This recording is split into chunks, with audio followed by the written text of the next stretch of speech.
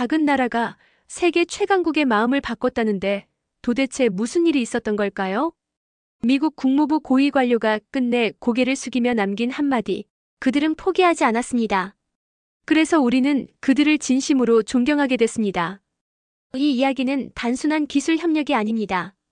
사람과 사람, 마음과 마음이 이어진 서로를 살린 기적 같은 여정입니다. 딸을 살려준 한국의 늦은 감사 인사를 전하러 한 남자가 다시 그 땅을 찾았습니다. 그가 본 건 김치보다 따뜻한 사람들의 마음이었습니다. 마음을 움직이는 진짜 힘, 지금 함께 느껴보세요. 그리고 본 영상 시청 전에 구독, 좋아요, 알림 설정까지 살짝 눌러주실 거죠? 저는 워싱턴에 사는 제임스 브레넌입니다. 미국 에너지부에서 25년째 근무 중이죠. 한국이라는 나라는 제 업무와도 인생과도 크게 엮인 적이 없었습니다. 뉴스에서 반도체 강국이라지만 제게는 야망만 큰 작고 빠른 나라 정도의 이미지였죠. 그런데 2025년 봄 반도체 공급망이 흔들리면서 한국이 회의 테이블 위로 올라왔습니다. 저는 잠자코 있었고 대신 케빈 스콧 전무가 자리에서 일어섰습니다. 한국! 그 조그마한 나라! 기대는 버리시오! 미국이 없었다면 벌써 무너졌을 나라요! 그는 냉소적이고 거칠었습니다. 내부적으로도 죽음의 혈압 울릴 정도로 한 번 찍으면 살아남기 어렵죠. 저는 가만히 있었지만 속으론 고개를 끄덕이고 있었습니다. 나 역시 그리 다르지 않은 생각을 갖고 있었으니까요. 그러나 회의가 끝날 즈음 하나의 메모가 올라왔습니다. 한국개발 반도체 칩루나 미 국방부 기준 충족. 순간 회의장 공기가 달라졌습니다. 저는 펜을 떨어뜨렸고 당일 밤 상부에 요청서를 제출했습니다. 직접 가보겠습니다. 한국으로. 며칠 뒤 저는 서울에 도착했습니다. 깔끔하지만 복잡한 도시, 건조한 워싱턴과는 완전히 다른 감성이었습니다. 강남의 한 기술 연구소에서 장하민 박사를 만났습니다. 멀리 오시느라 고생 많으셨습니다. 그는 조용하고 단단한 미소를 지었죠. 연구소 안을 둘러보던 중 늦은 시각임에도 수십 명의 연구원들이 자리를 지키고 있는 걸 보았습니다. 퇴근 시간이 한참 지났습니다. 제가 묻자 장 박사는 대수롭지 않다는 듯 말했습니다. 오늘 넘겨야 할 테스트가 있습니다. 다들 자발적으로 남은 겁니다.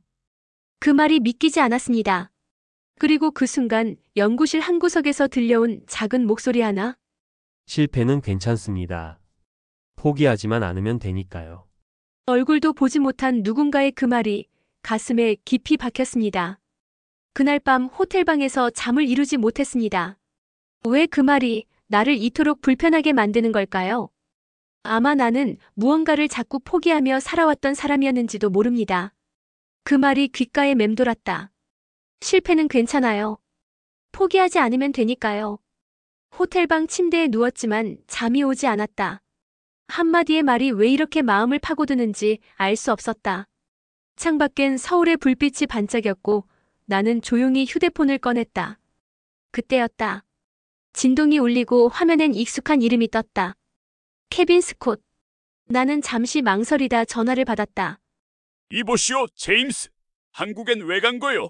목소리는 낮았지만 싸늘했고 단어 하나하나가 숨을 죄었다. 현장 확인이 필요했습니다. 내가 짧게 답하자 케빈은 비웃듯 말했다. 한국!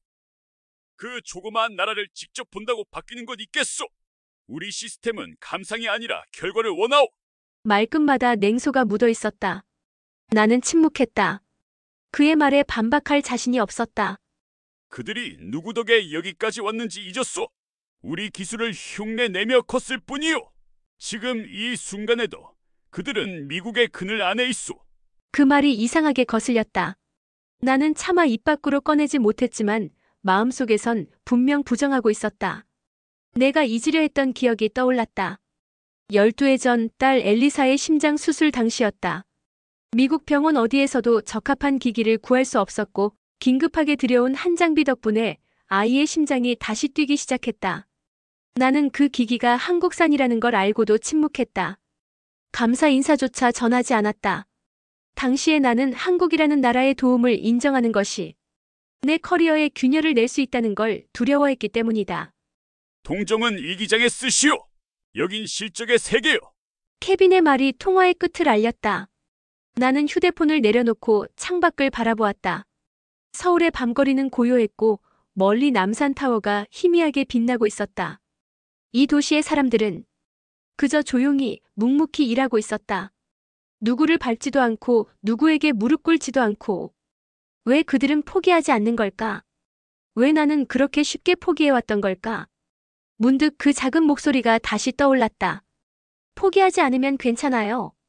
나는 그 말을 받아들이기까지 도대체 무엇을 두려워하고 있었던 걸까? 그 밤 마음 한구석에서 오래된 균열이 서서히 벌어지는 소리가 들렸다. 다음 날 아침 나는 연구소로 향했다. 밤새 뒤척였지만 머릿속은 오히려 맑았다. 무언가 흐름이 달라지고 있다는 걸 느낄 수 있었다. 오늘은 루나칩의 실전 테스트가 있는 날이었다. 연구소 측은 시험동으로 나를 안내했다. 바닥이 울릴 정도의 진동, 수십 개의 회로 위로 오가는 전류의 파동. 기계가 아니라 살아있는 생명체처럼 느껴졌다. 36번 라인 전류 이상 감지. 무전이 울렸다. 연구원들이 일사불란하게 움직였다. 누구도 소리를 지르거나 다급해하지 않았다. 모두가 마치 실패를 예상하고 준비해온 듯 차분했다. 장하민 박사가 내 옆에 와서 조용히 설명했다. 우린 실패를 없애려 하지 않습니다. 실패 이후 얼마나 빠르게 회복하느냐가 더 중요하거든요. 그 말이 마음에 박혔다. 우린 언제나 실패를 피하려 했다. 실패는 곧 나고 탈락, 퇴출이라는 공포의 다른 이름이었으니까. 그러나 이곳에선 실패가 일상의 일부였다. 그들은 실패를 적으로 보지 않았다. 오히려 함께 가는 동료처럼 다루고 있었다. 점심 무렵 나는 연구원들과 함께 식당에 앉았다. 소박한 도시락이 놓였다. 김밥, 계란말이, 미역국. 그 속에서 특별한 향이 났다. 정성이라는 향. 이 김밥 누가 만드셨나요? 내가 묻자 옆자리 연구원이 웃으며 말했다. 오늘은 기획팀에서 준비했어요. 테스트 날엔 팀별로 돌아가며 음식을 해와요. 나는 놀라 물었다. 왜 그런 걸 하죠? 회사에서 시켜준 것도 아닌데. 그는 담담하게 말했다. 같이 일하니까요. 같이 먹는 게 자연스럽지 않나요? 나는 그 말에 대답하지 못했다. 무언가 따뜻하고 단단한 벽이 내 안에서 무너지는 소리가 들렸다. 밥을 먹으며 나는 어젯밤 들었던 목소리를 다시 떠올렸다. 실패는 괜찮아요. 포기하지 않으면 되니까요. 이제는 그 말이 이상하게 위로처럼 들렸다. 그것이 단순한 격려가 아니라 이 사회 전체의 방식이라는 걸 조금은 알 것도 같았다. 서울의 이 조용한 연구소, 수천 개의 선과 빛이 오가는 회로 위에 나는 사람이라는 진심을 보고 있었다. 이곳의 기술은 단순한 숫자가 아니었다. 그 안엔 사람들이 있었고 그 사람들은 쉽게 포기하지 않는 존재였다. 나는 그날 노트북을 켜고 보고서 초안의 첫 문장을 바꿨다. 한국은 기술이 아니라 정신으로 움직이는 나라다. 서울에 온 지 나흘째 되던 날 나는 조용히 한 병원을 찾았다. 서울의 한 대학병원. 12년 전 내 딸 엘리사의 생명을 살렸던 심장 조율기가 바로 이곳에서 만들어졌다는 걸 확인한 뒤였다. 병원 1층 로비 조용히 의자에 앉아 숨을 고르며 오래된 기억을 꺼냈다. 그날 미국 전역의 병원을 뒤졌지만 엘리사의 심장 상태에 맞는 기기를 구할 수 없었다. 그때 병원 담당자가 다급히 말했었다. 긴급 수입 장비 하나가 방금 통관됐습니다. 아시아에서 왔는데 성능은 충분합니다. 나는 브랜드도 확인하지 않은 채 동의했고 수술은 성공적으로 끝났다. 하지만 그 장비가 한국에서 왔다는 사실을 알게 된 순간 나는 입을 다물었다. 감사 인사도 하지 않았다. 미국 시스템 안에서 한국의 기술을 인정하는 건 그땐 곧 나의 경력에 흠이 되는 일처럼 느껴졌으니까. 나는 병원 의무 기록과 장비 등록부를 찾아 확인했다. 기기의 출처가 명확히 적혀 있었다. 공동개발 서울대병원 심장내과, 장하민 연구소. 심장이 뛴다는 표현이 있다. 그날 정말 그랬다. 지금 내 앞에 있는 이 기술자, 며칠 전부터 나와 함께 연구소를 돌며 웃던 그 남자. 그가 우리 아이의 생명을 살렸던 사람이었다. 나는 다시 연구소로 돌아가 장하민 박사에게 조용히 다가갔다. 그는 내 눈빛을 보며 먼저 인사를 건넸다. 병원에 다녀오셨죠? 네. 알고 계셨군요. 오래전 일이라 혹시 잊으셨나 했습니다. 나는 숨을 깊게 들이켰다. 제가 그동안 고맙다는 말 못했습니다. 장 박사는 부드럽게 고개를 끄덕이며 말했다. 지금 하시면 됩니다. 그 말이 이상하게 마음을 울렸다. 나는 고개를 숙였다. 감사합니다. 진심으로. 그날의 기계만이 아니라 그 기계를 만든 당신과 그걸 가능하게 만든 나라예요. 장 박사는 말없이 웃었다. 그 미소 안엔 수많은 밤, 무수한 고비, 그리고 포기하지 않았던 시간들이 담겨 있었다. 나는 그날 처음으로 한국이라는 나라에 가슴 깊이 감사할 수 있었다. 기술이 아니라 사람에게, 국가가 아니라 진심에게. 그날 밤 호텔방에서 나는 노트북을 켜고 보고서에 두 번째 문장을 추가했다. 그들은 내 딸을 살렸다. 그리고 지금은 내 마음을 살리고 있다. 그날 오후 장하민 박사가 불쑥 말했다. 국장님, 내일은 공휴일인데 혹시 시간 괜찮으시면 저희 집에서 식사하실래요? 가족끼리 모이는 자리라 조촐하지만. 잠깐 망설였지만 고개를 끄덕였다. 이제는 일의 경계를 넘어서 이 사람들을 알고 싶다는 마음이 들었다. 다음 날 서울 외곽의 작은 마을로 향했다. 장 박사의 집은 오래됐지만 정돈된 전원주택이었고 마당에는 자그마한 화단과 수국이 피어 있었다. 문을 열고 나온 건 박사의 어머니였다. 아이고, 멀리서 오셨다지요? 잘 오셨어요. 그의 어머니는 작은 체구에 주름진 손을 가진 분이었지만 눈빛만큼은 단단하고 맑았다. 식탁에는 된장찌개, 묵은지, 잡채, 나물 몇 가지가 정갈이 놓여 있었다. 이게 뭐라고 미국분 앞에서 민망하네요. 어머니는 웃으며 말했지만 나는 그 정성에 압도당했다. 한 젓가락씩 천천히 입에 넣었다. 짠맛도 달콤함도 진하지 않았지만 입안 가득하게 뭔가 따뜻한 게 퍼져나갔다. 이 김치는 50년 된 항아리에서 익힌 거예요. 정성은 시간과 기다림이 만드는 거지요. 그 말이 가슴에 툭 떨어졌다. 우리는 늘 효율과 속도를 추구하며 살았다. 기다림은 손해였고 정성은 낭비였다. 하지만 이 밥상은 달랐다. 말없이 다듬고 조용히 볶아낸 모든 반찬들에 사람의 마음이 담겨 있었다. 식사 중 조카가 내게 물었다. 삼촌, 미국에선 혼자 밥 먹는 게 흔하다면서요? 나는 고개를 끄덕였다. 응, 보통은 아침은 커피 한 잔, 점심도 대충 혼자서. 아이의 얼굴이 놀랍다는 듯 동그래졌다. 우린 급식도 다 같이 먹는데 혼자면 좀 슬플 것 같아요.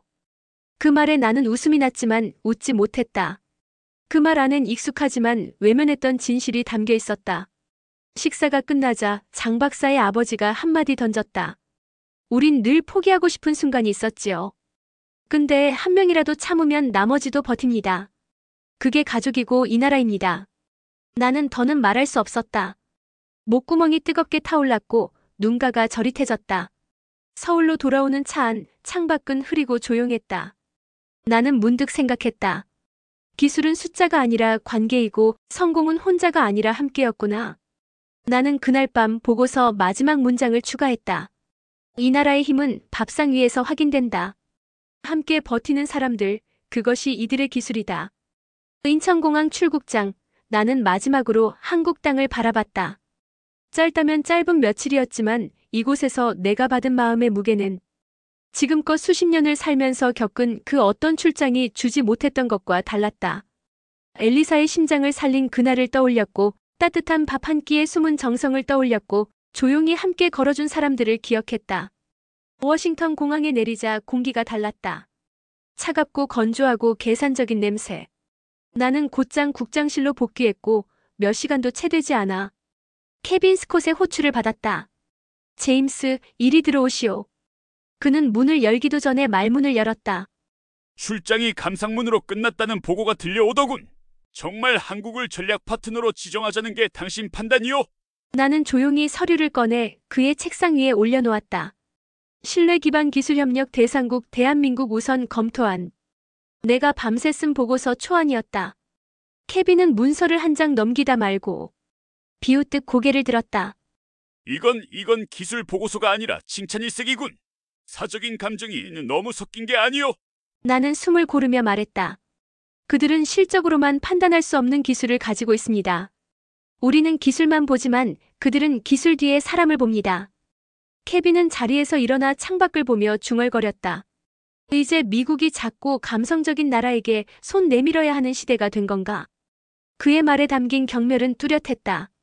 미국은 강한 나라요. 우린 기댈 필요가 없소.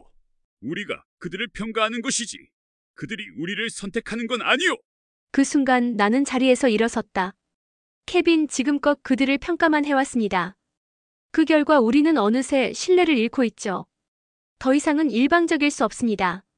그의 눈빛이 매서워졌다. 정치가 뭔지 잊었나 보군. 보고서 한 줄로 세상을 바꿀 수 있다고 생각하나? 보고서가 아니라 진심이 바꿉니다. 내 말이 끝나자마자 방 안엔 정적이 흘렀다. 하지만 난 처음으로 말끝에 후회가 없었다. 그날 저녁 나는 조용히 딸에게 영상통화를 걸었다. 화면 속 엘리사의 얼굴이 떠오르자마자 내 안에 무너져 있던 감정들이 서서히 밀려올 듯 차올랐다. 아빠 한국 어땠어? 맑은 눈망울로 웃으며 묻는 딸의 목소리에 나는 한참을 멈춰야 했다. 한참을 머뭇거리다 조용히 말했다. 딸아, 그곳에는 내 심장을 살려준 사람들이 있었단다. 엘리사는 눈을 크게 떴다. 정말 그분들을 만났어? 나는 천천히 고개를 끄덕이며 말을 이었다. 응. 그리고 말이야. 아빠 마음도 그곳에서 다시 뛰기 시작했단다. 순간 화면 너머로 딸의 눈빛이 부드럽게 흔들렸다. 그 작은 미소, 어릴 적 아팠던 침대에 누워서도 엄마 손을 꼭 잡고 웃던 그 미소였다. 그 웃음 하나에 나는 가슴 깊이 결심하게 되었다. 이 싸움을 끝까지 가야 한다는 걸. 이젠 나 혼자만의 일이 아니었다. 내가 외면했던 진심 앞에 이젠 마주 서야 할 시간이었다. 다음 날 나는 국무부 회의에서 공식적으로 한국과의 협력 강화를 제안했다. 방안은 술렁이었고 몇몇은 나를 노려봤지만 나는 흔들리지 않았다. 그들이 포기하지 않았기에 이젠 나도 포기하지 않겠다. 2025년 6월 14일 백악관 브리핑룸에는 팽팽한 긴장감이 흘렀다. 전 세계 언론이 모두 집중하고 있었고 나는 기자석 뒤편에 조용히 앉아 있었다. 그날은 대통령이 미국의 차세대 기술 동맹국을 직접 발표하는 날이었다. 무대 위 단상은 고요했고 심장은 조용히 그러나 강하게 울렸다. 잠시 후 대통령이 연단에 올랐다. 국민 여러분, 그리고 전 세계의 파트너 국가들. 우리는 이제 실적보다 신뢰를 기준으로 새로운 시대를 맞이해야 합니다. 미국은 이제 기술을 함께 개발하고 함께 나눌 수 있는 진짜 동반자와 손을 잡을 것입니다. 기자들 사이에서 웅성거림이 일었다. 그리고 다음 한마디가 내 지난 시간을 통째로 지지하는 듯 들려왔다. 그 첫 번째 파트너는 대한민국입니다. 플래시가 연달아 터졌고 곳곳에서 키보드 소리가 쏟아졌다. 나는 숨을 삼켰고 눈앞이 아득해졌다. 대한민국은 단순한 기술 강국이 아닙니다. 그들은 실패를 두려워하지 않고 무너질 때 함께 일어서는 힘을 가진 나라입니다. 우리는 그 진심을 받고 그들과 함께 미래를 만들 것입니다. 기자들 사이에서 질문이 쏟아졌다. 왜 일본이 아닌 한국인가요? 기술력만으로 판단된 겁니까? 정치적 타협은 없었나요? 대통령은 단호히 대답했다. 우리는 가장 가까이 있으면서도 가장 깊이 이해하지 못했던 나라를 이제야 진심으로 바라보려 합니다. 나는 고개를 숙였다. 긴장이 풀리는 동시에 가슴 어딘가가 따뜻하게 젖어들었다. 기자회견이 끝난 직후 장하민 박사에게 영상통화를 걸었다. 그는 화면 속에서 조용히 웃고 있었다. 축하합니다, 국장님. 당신 덕분입니다. 아니죠. 우린 그저 하던 일을 했을 뿐입니다. 문제는 그걸 알아봐주는 사람이 필요했던 거죠. 나는 웃었다. 그 말은 내가 꼭 들어야 할 말이었다. 누군가는 누군가를 알아봐 주어야 한다. 그것이 진짜 동맹이고 협력이고 우정이라는 것을 나는 이제서야 온전히 이해했다. 그날 밤 나는 보고서를 최종 정리했다. 제목은 이렇게 적었다. 신뢰는 숫자보다 강하다. 대한민국 보고서. 보고서를 닫는 마지막 문장은 오로지 한 줄이었다. 그들은 포기하지 않았다. 그리고 우리는 그들을 통해 다시 믿는 법을 배웠다. 며칠 뒤 나는 조용히 서랍 속에서 낡은 편지 한 장을 꺼냈다. 그건 엘리사가 8살 때 썼던 짧은 감사 편지였다. 딸아이가 심장 수술을 무사히 마친 다음 날 병실에서 조심스럽게 써내려간 글씨. 고마운 사람들, 제 심장을 살려두셔서 감사해요.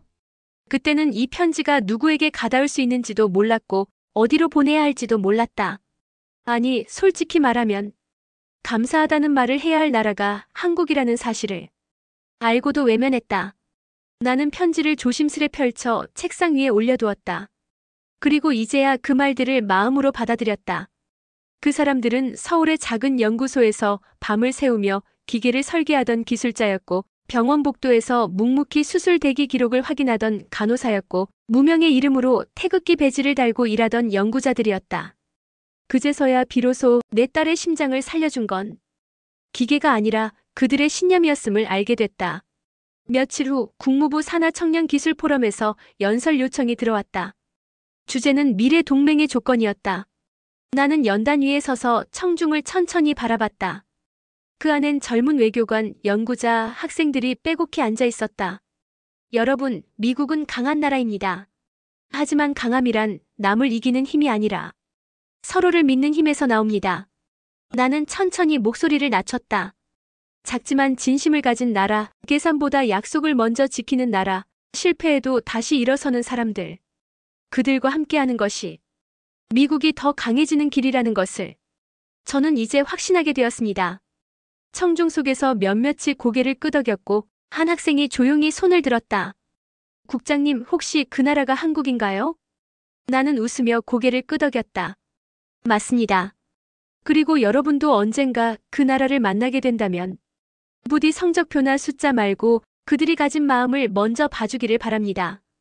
연설이 끝나자 학생들 몇 명이 다가와 인사를 건넸다. 그중 한 여학생이 수줍게 말했다.